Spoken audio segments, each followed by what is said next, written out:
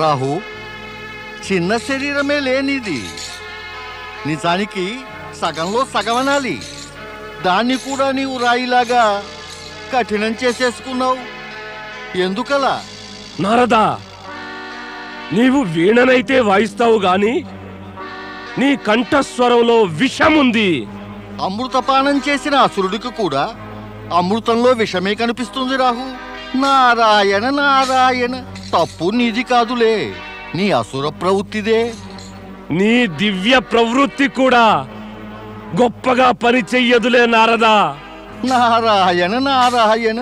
రాహు, అసుర శక్తులు దివ్య శక్తుల మార్గానికి తప్పక అడ్డంకులవుతాయి. వాటిని పరిణామాన్ని, తమ యొక్క దివ్య లక్ష్యాన్ని చేరుకోకుండా ఆపగలిగినవి కావు. ఎందుకంటే వాటికి ఆ సామర్థ్యం ఉండనే ఉండదు. నారాయణ నారాయణ. చూసుకో, నీ దైత్యరాజు జలంధరుడు స్వర్గాన్ని సాధించలేడు. అంతేకాదు రాహు, తన సోదరీ బావగారులైన లక్ష్మీమాత, శ్రీ మహావిష్ణువులను తన వెంట తన భవనానికి తీసుకెళ్లాడు. నారాయణ నారాయణ. ఇదంతా కూడా నీ కుటిలత్వము, కపటం వల్లనే జరిగింది నారదా. నీవు దైత్యరాజును భ్రమింపజేశావు. నేను వెళ్ళి ఆయనను హెచ్చరిస్తాను. దైత్యులకు అసురులకు హెచ్చరికగా ఉండే బుద్ధి తెలివి ఉంటే స్వర్గం ఆకాశంలో కాక భూమిపై ఉండేది. ఇక మరి దైత్యరాజేమో సచేతనుడుగా కాక అచేతనుడుగా ఉండే అవకాశం ఎక్కువ.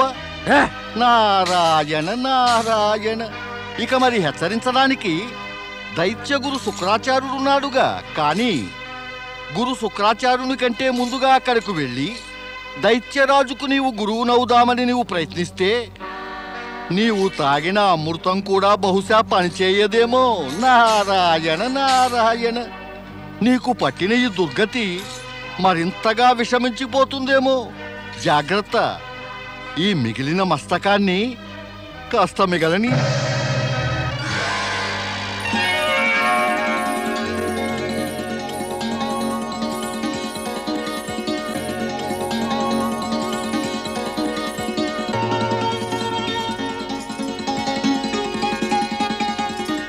పతి పరమేశ్వరాయ నమో నమః.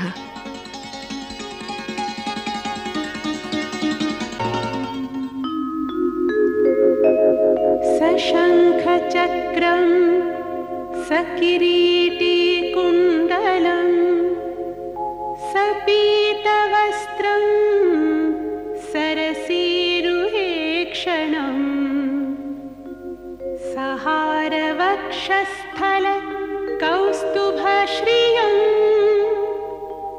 నమామి విష్ణు శిరసా చతుర్భుజం లక్ష్మీ లజ్జే మహావిద్యే శ్రద్ధే పుష్టి స్వధే ధ్రువే మహారాత్రి మహామాయే నారాయణీ నమోస్తుతే నారాయణీ నమోస్తుతే. రాజభవనానికి తమరిద్దరికీ స్వాగతం. విచ్చేయండి.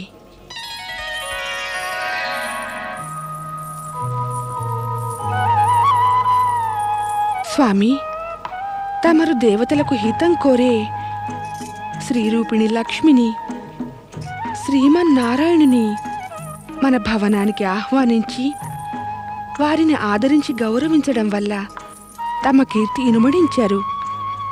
తమరు దేవాసుర శత్రుత్వమనే అనుచిత సాంప్రదాయాన్ని విడనాడి జగతిలో ఒక కొత్త కీర్తి మార్గాన్ని చూపించారు.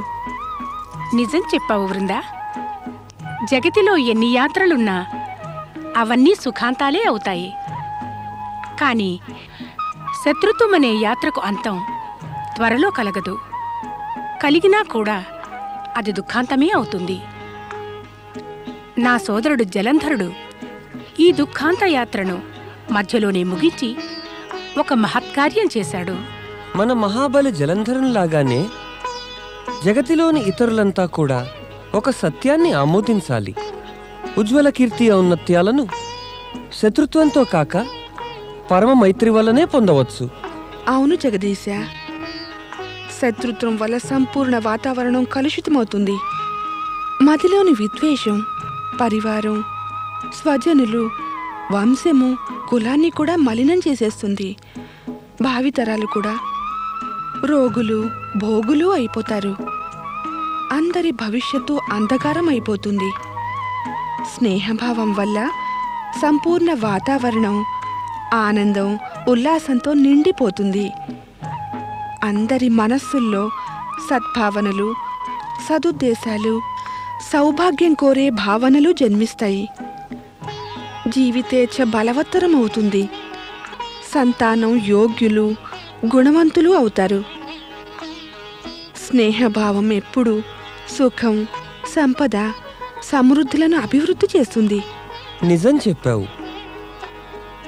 ఆ మహాబలి జలంధరుని బాహువుల్లో బలం ఉంటే ఈ వృంద ఆలోచనల్లోనేమో ఔదార్యం, ఔన్నత్యం, గొప్పదనము ఉన్నాయి.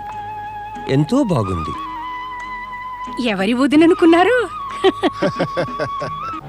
గురుదేవా, శ్రీ మహావిష్ణువు జలంధరుల బంధుత్వం వల్ల మదిలో అనుమానాలు తలెత్తుతున్నాయి.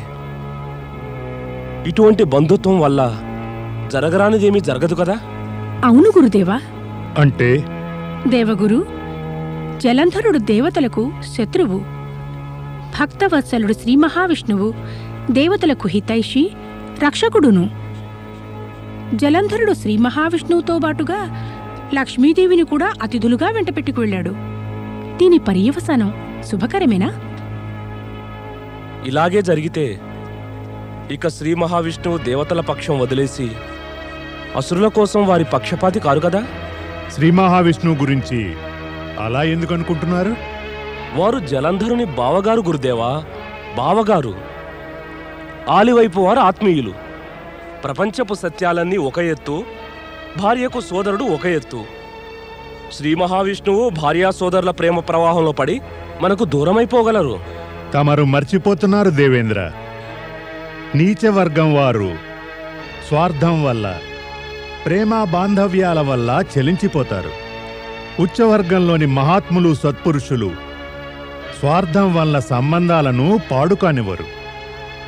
భక్తవత్సలుడు శ్రీ మహావిష్ణువు గురించి అలా తలచడం కూడా పాపమే. ఆయన దేవతలకు హితం చేకూరని కార్యము ఎన్నడూ కూడా చెయ్యబోరు. అవును, నేనలాగే ఆలోచిస్తున్నాను. దేవి ఇంద్రాణి, ఆలోచించడం తమరి పని కానే కాదు, సత్యాన్ని ఆమోదించడమే తమ పని. గురుదేవా, సంఘటనలోని సత్యం శంకకు తావిస్తుంది. శంకలెప్పుడూ కూడా మదిలో సత్యాన్ని ప్రవేశింపనివ్వవు. నారాయణ నారాయణ, మాటి మాటికి శంకిస్తూ ఉండడం, అలా శంకిస్తూ ఉండడం వల్ల అవమానించడం అంటే ఆపదలను కొని తెచ్చుకోవటమే కదా దేవేంద్ర. తమరు ఆ పరమేశ్వరుని అవధూతేశ్వర అవతారం పట్ల చేసిన దుష్ప్రవర్తనకు ఈ జలంధరుడు పరిణామమై మిమ్మల్ని ఇలా కష్టపెడుతున్నాడు. ఇప్పుడు భక్తవత్సలుడు మహావిష్ణువు గురించి వ్యతిరేకంగా తమరు ఆలోచిస్తే మళ్ళీ ఒక కొత్త జలంధరుడు పుట్టుకొచ్చి మీ ఆపదలను పెంచగలడు. ఆలోచించుకోండి దేవేంద్ర. మీపై ముంచుకొస్తున్న ఆపదల బాధ్యత యావత్తూ ముమ్మాటికి మీదే. వద్దు వద్దు దేవర్షి, మమ్మల్ని శపించకండి. ఇప్పటికే మాకు ఆపదలకు కొదవలేదు.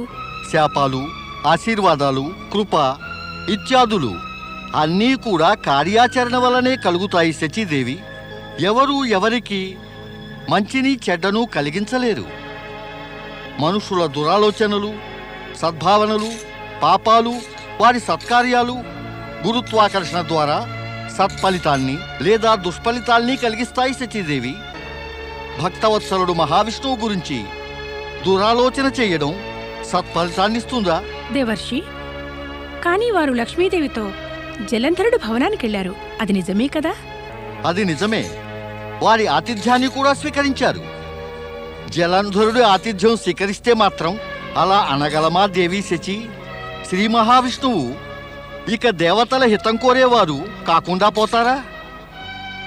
మహానుభావుల గురించి మనం చర్చించాలంటే మాత్రం ఒక మహామనస్థితి అత్యవసరమవుతుంది. అటువంటి మనస్థితికి ద్వారాలన్నీ కూడా తెరిచి ఉంచాలి. నారాయణ నారాయణ. మరి వృంద కూడా గొప్ప నారీమణియే. సచి, నాకనిపిస్తోంది మన స్వసంబంధాల శత్రుత్వానికి కారణం వృందయే. వృంద గొప్పతనము, వృంద ఉదారగుణము, ఆమె త్యాగనిరతుల వల్ల ఈ దేవతలంతా బలి అవటానికి కారణం కాకూడదు. స్వామి, ధన్యురాలినయ్యాను. తమరి సోదరి లక్ష్మిని, శ్రీ మహావిష్ణువుని దర్శించాను. ఎంత ఆత్మీయులో వారు. వారిరువురు కూడా తమకు శుభాన్ని కోరినా మరి సహజంగా మీ సోదరి లక్ష్మి తమరి గురించి ఎక్కువగా తలుస్తూ ఉంటుంది. ఇక వారు తమను దేవతల చేతుల్లో పరాజితుల్ని కానివ్వరు. కాదు వృంద, కాదు. నీవనుకున్నట్టుగా ఏమీ కాదు. అయితే ఏమంటారు? ఆ పిలకలవాడు నారాయణగాడు నారదుడి జాలంలో చిక్కి నేను భ్రమలో పడిపోయాను. ఆ లక్ష్మీ విష్ణువులను అతిథులుగా పిలిచి ఇక్కడకు తెచ్చాను. అయితే ఏమిటి? నీకనిపించటం లేదు నేనలా చేయడం పెద్ద తప్పైపోయిందని? చెప్పు, అనిపించటం లేదు నేనొక పెద్ద తప్పు చేశానని? అవును, అదే నిజం.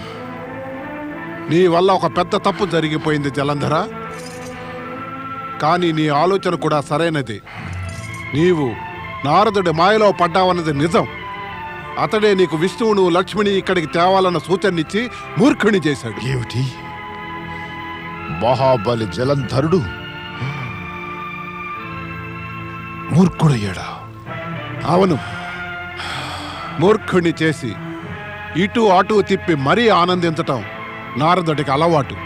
కష్టాల్లో పడనున్నవారు ముందుగా అతడి మాటల మాయలో చిక్కుకుపోయి మూర్ఖులవుతారు. గురూ, నేను నారదుణ్ణి నులిమి వేస్తాను. ఆవేశపడక జలంధర.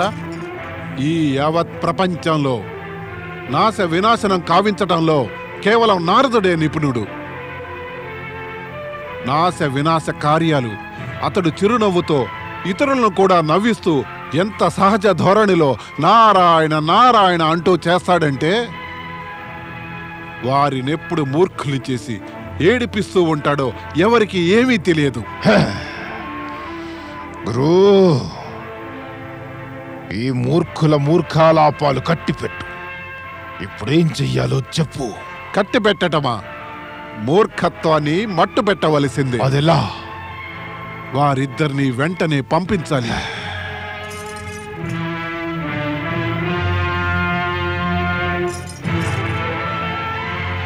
అవును మహాబలి జలంధర, ఇదే మా ఆదేశం. నీవు వారిద్దరిని వెంటనే పంపివేయి. నీవు గనక అలా చెయ్యకపోతే నీకు అశుభం తప్పదు సరికదా. మేము నీకు శుభం కలగాలని కోరను లేము, నీకు సహాయము చేయలేము. దేవి లక్ష్మి, ఇక ఇక్కడ ఎక్కువ కాలం ఉండడం ఉచితం కాదు. ఎందుకు ఉచితం కాదు స్వామి? నీవు గురు శుక్రాచార్యుల ఆదేశం వినలేదా?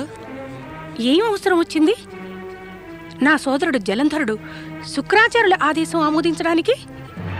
బృందా, విన్నావుగా? గురు శుక్రాచార్యులు ఆదేశించారు లక్ష్మిని విష్ణువును ఇక్కడి నుంచి సాగనంపాలట. వద్దు స్వామి, వద్దు. అది అనుచితమవుతుంది. గురువు గారి ఆదేశం పాటించకపోవడం ఉచితమవుతుందా బృందా? స్వామి, ఉచిత అనుచితాల ప్రశ్న ప్రతి చోట ప్రతి విషయంలోనూ ఉన్నదే. అంటే స్వామి, తమరు తమంతట తాముగా ఆదరపూర్వకంగా వారిరువురిని తీసుకొచ్చారు.